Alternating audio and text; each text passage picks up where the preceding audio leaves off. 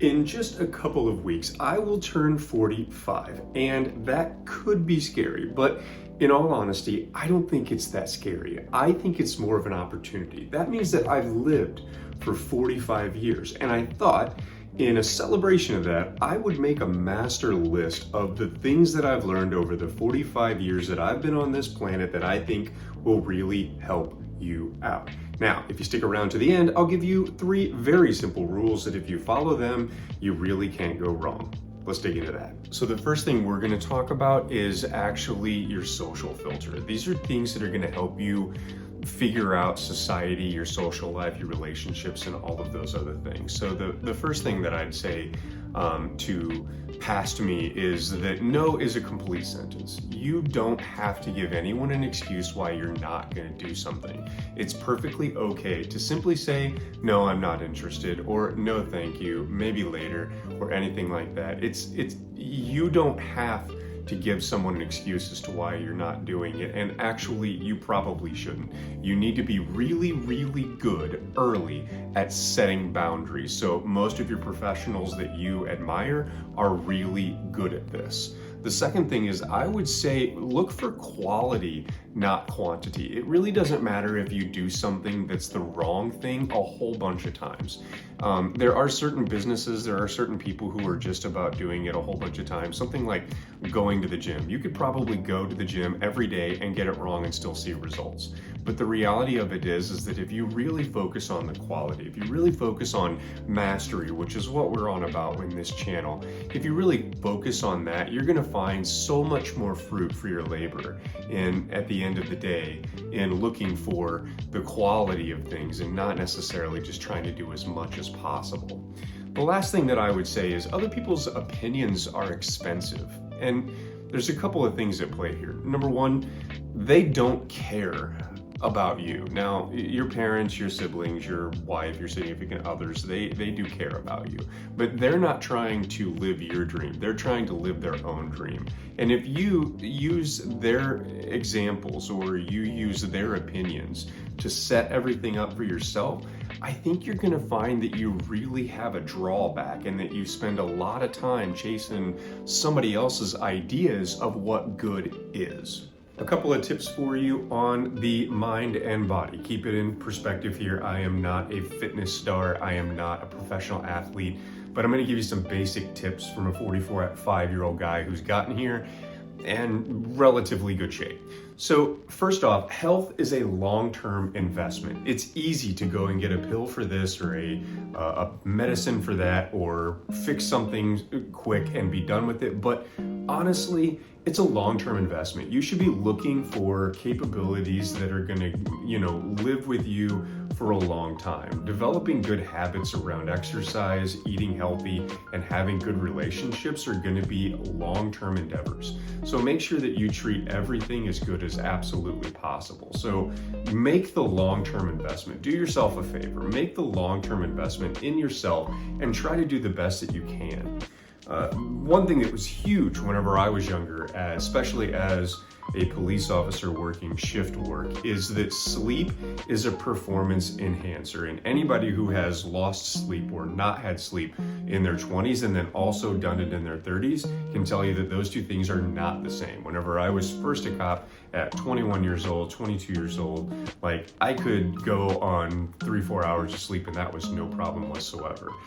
Now there's no way I could actually do that. I wouldn't be at my peak performance, and I would just say, nope, I'm gonna go take a nap and I'll be back in a few hours. So sleep is absolutely a performance enhancer. Now, they say get 8 hours, but the truth is that, and I'm not an expert on this, but the truth is that you got to figure out what works best for you and go out and get that. Now, the last thing is a little more mind than it is anything else. But look, forgiveness is for you. You're not perfect, right? And people aren't perfect. You're gonna deal with people who are assholes. You're gonna deal with people that are great. You're gonna deal with people that are gonna try to make your life a living hell. And sometimes they're gonna succeed. And I'm telling you, from an experience standpoint here, I've been broken down and I've been built back up and I've survived a lot of stuff. And the truth is that you have to allow people to make mistakes. Allow yourself to make mistakes and get out there and then just start over again.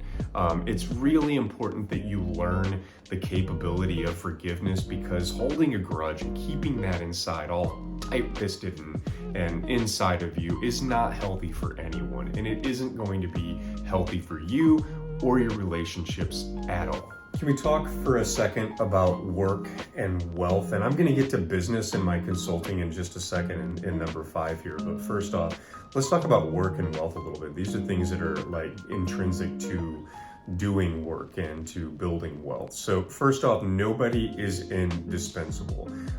If you think that the business wouldn't run if you weren't there, you're wrong, unless you're a solopreneur and literally the business would go away. And in all honesty, if that were to happen, if you were to get hit by a bus tomorrow and the business goes away, your clients are going to find some other solution. So the reality of it is that nobody is indispensable. Your life is actually built on the people that the relationships that you have, the people that you take on. The legacy that you're going to leave is about the people whose lives you touch, not about the numbers you spend at your desk. I don't know that anybody has ever gotten to their deathbed and said, man, I really wish I would have spent some more time at work. It just isn't the case. If there is one rule in this world that I think is a super important rule, it's the rule of compound interest. And this is actually in a physical sense, in the fact of putting money in the bank whenever you're young and letting it build until you're old, and also in the metaphorical space of relationships. The truth is that I have been relatively successful because I know a lot of people who know a lot of people, and that is a very good place to be.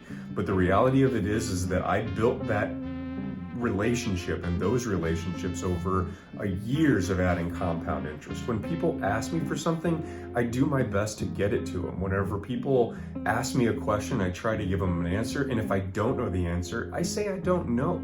So I build compound interest on the fact of just being a person that people like to talk to and people can depend on for a lot of things. So compound interest, guys, it is just super duper important in life, and it's probably one of the foundational rules that I would leave for anybody in this world. So the last thing is perspective over panic. Like, this is something that comes with age. This is something that comes whenever you are a little bit older.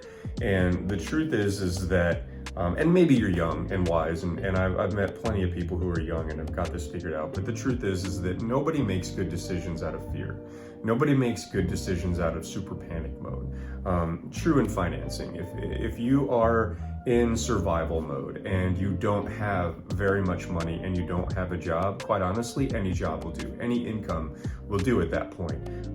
But if you have some perspective, if you have the capability to take a step back and learn from some of your mistakes and say, well, I've been here before. I need to, reiterate what's going on here. I need to think about the process, take a zoom out for a second, and really build a plan to build down the road. Perspective is a fantastic tool whenever you're trying to make decisions. Now I'm going to drop some personal wisdom on you, and honestly, I'm going to do it from a weird perspective. There's this big empty space over here, and that's not for anything other than just to make this shot look kind of cool. But first off, comparison is the thief of joy.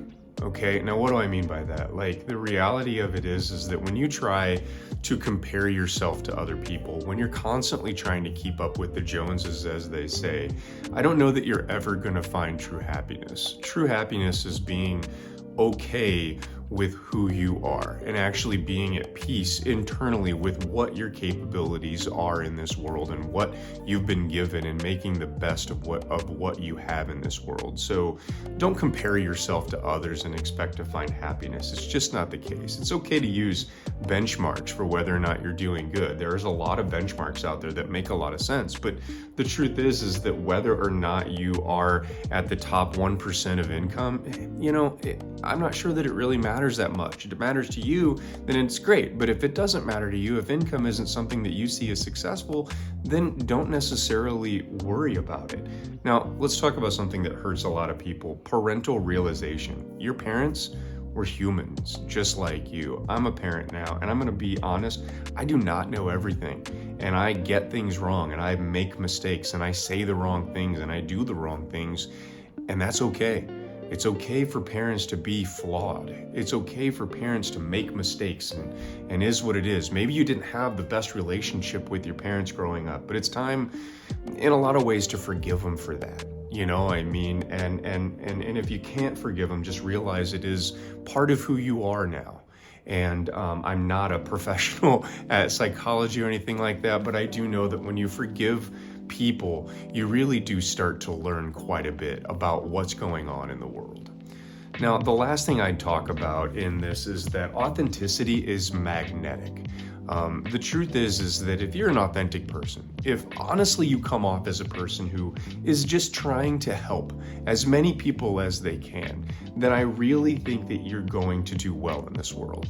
And it's also going to be contagious. If you ever passed a yawn around a room and just found out that like everyone does it, well, authenticity is the same thing. Most culture is actually the same thing. In small cultures, crime is very hard to get away with because the small culture doesn't tolerate that. We need every piece of ration that we need to make this happen. So if you find somebody who is not living up to the cultural standards, they're going to be kicked out. This has happened throughout society forever. But if you're an authentic person, if you actually are trying to help as many people as you can, honestly, that is going to be magnetic. You are going to attract other people who are like you. You're going to attract other people who want to be like you and have the same thought processes, the same feeling, and the same lookout in life.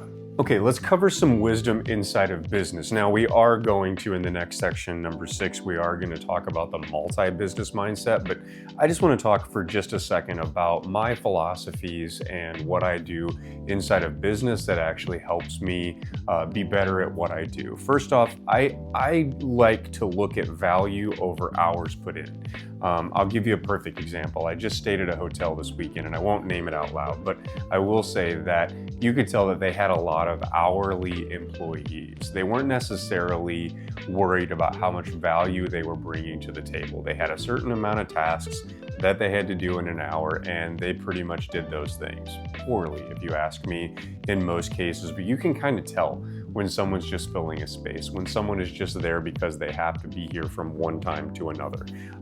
I think that in running a business, you should look for value over hours. Now, a shortcut here or a new concept is actually coming into this to where people work from a certain time until they're done. Now, in a retail establishment, Starbucks is open at this time to this time. So those employees are going to be hourly. It doesn't mean they can't add value, but they have to be there during a certain amount of time. But if you run a business that is maybe commission-based or sales-based or something like that, or even service-based, like we have to get these things done. Think of a person who does oil changes. There's no doubt that they could come in the morning, have 5 oil changes that they have to do, and they can leave when they get them done. That's about value. It's not necessarily about hours. So a person who can do oil changes faster than the next guy is going to leave earlier, but he's still putting in the same amount of value, right? Now you have to be careful because the other side of that coin is he just hurrying through it and not actually doing anything the right way? And that's called fired. But at the end of the day, it is what it is. Now, the second thing is that delegation is survival. If you're running your own business, you need to be able to outsource certain things so that you can continue the tasks that you like doing or that you're better at doing. So learning how to delegate is the key to survival. If you have not hired a virtual assistant, I suggest everybody do this. Even if you just have some basic tasks that you need to get done, it is such an exercise in communication to have to tell somebody else how to do the things that you do on a regular basis. It's really a great exercise to do it. So outsource your scheduling or outsource your grocery shopping virtually, your Amazon stuff or something like that. Outsource all of that because it's super interesting. I'm not all of that because of value, but all of that because it is a really good way to grow as a communicator, is trying to tell somebody what you have to do. If you want another good example of this, look at pilots and listen to some videos of pilots, especially when things go wrong. They are super good communicators. They are good at saying what it is that they're going to do and getting things done. Super important to delegate these things out to different people and try to look for those capabilities inside of it. Now, systems over sweat. Now, what do I mean by this? So you want to build a system that is scalable and that you can delegate later on if it's absolutely that you want to. I've got a guy that I'm working with as a coaching client, and he is cold calling, and he is the sales of his business right now, but he's in the early stages of his business. So he's not only the sales, he's also the service. So he's got to go out, find the client, and then do the thing that he's actually finding people for.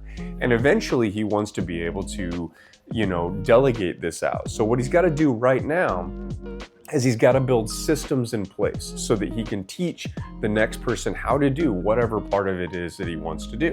If he wants to continue to do sales, perfectly fine, but he's got to have a system around that service so that the people know exactly what they're supposed to be doing when they do the service. And the same is true on the other side of that. Okay, now this is a little bit different. This is actually the multi-business mindset. This is something that I think is important. This is sort of your side hustle territory, but I don't think that side hustle, as I said in my last video, I don't think that that's for everybody. I think that some people should kind of chill out and maybe just do one job and do it really super well.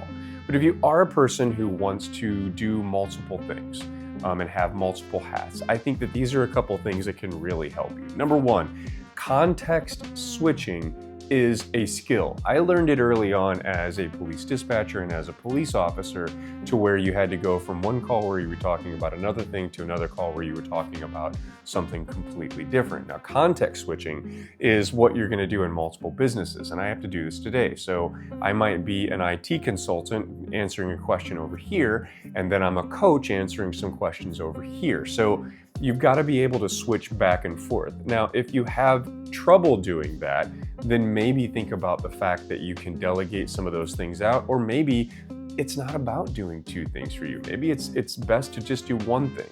There are a lot of tools that can help with this. Productivity tools are abound on YouTube. And I think that you should go out and look for those if that's what you think. But there is a truth in the fact that you want to build the capability to context switch from one place to another. I think that you can really work on this in general public just by simply having conversations about multiple things in more than one conversation throughout your networking events or something like that. Really good way to try it. So ego check for a founder is really important. Too many people start a business and think that they have to have all of the answers and that they have to be right all the time. Being right is less important than being effective. At the end of the day, being an effective business owner means that you're actually accomplishing the mission. It doesn't matter if you're right all the time. You should actually concede the fact that you don't know all of the answers early, because it'll help you get over this hurdle later on down the road. In fact, you want to be able to hire and use all of the brains that you absolutely can. So I think it's important to make sure that you don't have an ego as a founder and realize that, you don't have all the answers. I think it's important. So those are my rules to live by. After 45 years of living, those are the things that I think are important. Those are the things that stand out in my mind as lessons that I've learned. But I said at the beginning of the video that I would give you 3 simple rules that would help you live the best life that you possibly can. And I'll do that now. 3 simple rules. And it's more of a philosophy than it is anything else. Here's what I want you to do. I want you to do the best that you can with what you can for who you can. If you follow those rules, you can't go wrong. I hope I've helped. Let me know. Like the video. Give me a comment. Let me know if it's helped. If it's total crap, tell me that too. I'm absolutely open to that. After 45 years of life, it is what it is.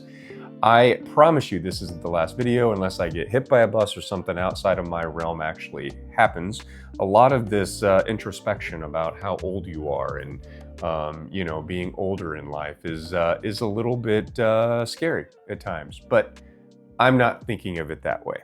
And I'm definitely not signing off as if this is my last one. Thank you very much for watching. Goodbye.